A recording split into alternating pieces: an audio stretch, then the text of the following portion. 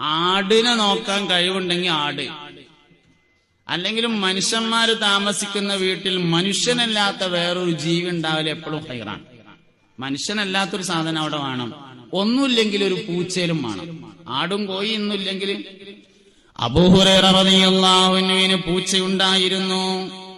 അലി റളിയല്ലാഹു അൻഹുവിന് പൂച്ചയുണ്ടായിരുന്നു. ഫാത്തിമ ബീവി റളിയല്ലാഹു അൻഹാക്ക് പൂച്ചയുണ്ടായിരുന്നു. ആയിഷ ബീവി റളിയല്ലാഹു അൻഹാക്ക് പൂച്ചയുണ്ടായിരുന്നു. ആയിഷ ബീവി പറയാണ്, എനിക്കൊരു പൂച്ച ഉണ്ടായിരുന്നു. ഞാന് ആ പൂച്ചയെ സ്വന്തമായി നോക്കും, എപ്പോഴും താലോലിക്കും.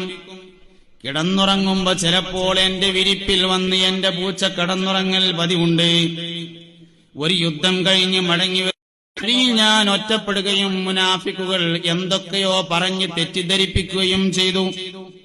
ജിബ്രീൽ അലൈഹിസ്സലാം വരുന്നതും കാത്തുകൊണ്ട് ത്വഹ നബി സല്ലല്ലാഹു അലൈഹി വസല്ലമ തങ്ങൾ ഏതാനും ദിവസം എന്റെ വീട്ടിലേക്ക് വരാതിരുന്നു.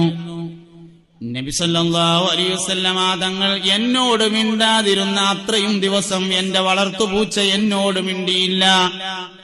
അള്ളാന്റെ റസൂല് മിണ്ടണ്ട എന്ന് തീരുമാനിച്ച ഒരു മനുഷ്യനോട് മിണ്ടാൻ ഭക്ഷണം കൊടുക്കുന്ന പൂച്ച പോലും തയ്യാറായില്ലെന്ന് സയ്യിദത്തുനാ ആയിഷ റളിയല്ലാഹു അൻഹാ. അതുകൊണ്ട് മനുഷ്യൻ പാർക്കുന്നിടത്ത് മനുഷ്യനല്ലാത്ത എന്തെങ്കിലും ഒരു ജീവി വേണം. അത് കഴിവിനനുസരിച്ചാ.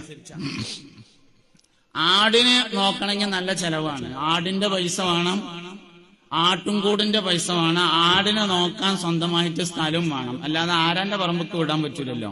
കോഴിക്ക് പിന്നെ ആ കുഴപ്പമില്ല. അതുകൊണ്ട് കോഴി എന്തായാലും വേണം. കോഴി എന്തായാലും വേണം. പഴയ കാലത്തൊക്കെ ഉണ്ടായിരുന്നതാണ്. കോഴിക്ക്, ആടിന്, മൃഗങ്ങൾക്ക് ഒരു സ്ഥലത്ത് താമസിക്കാൻ പറ്റൂലെങ്കിൽ ആ സ്ഥലത്ത് മനുഷ്യനും താമസിക്കാൻ പറ്റൂല എന്നാണ് മനസ്സിലാക്കുന്നത്.